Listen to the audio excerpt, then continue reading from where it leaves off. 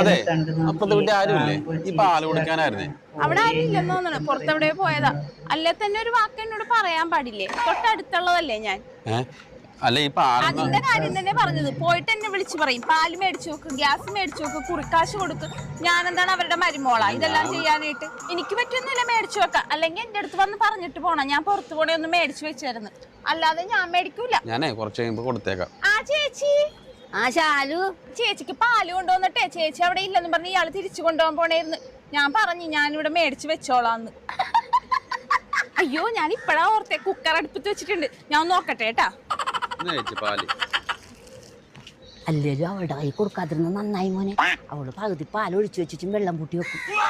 ആ അപ്പൊ എല്ലാം കണക്കാണല്ലേ. എന്നാ ഞാൻ പോട്ടെ ചേച്ചി. പോകല്ലേ മോനെ, ഇന്നാളെ ദിവസം ഗ്യാസ് പണിയുണ്ട്. ഓ അല്ലേലും നീയൊക്കെ ചെറുപ്പക്കാരിയോ ഊറ്റം പറയുമ്പോ കേട്ട് നിൽക്കും. ഇത്ര നേരം അവളെ നിന്ന് ശൃംഗരിച്ചപ്പോ നീ കേട്ട് നിപ്പണ്ടായല്ല.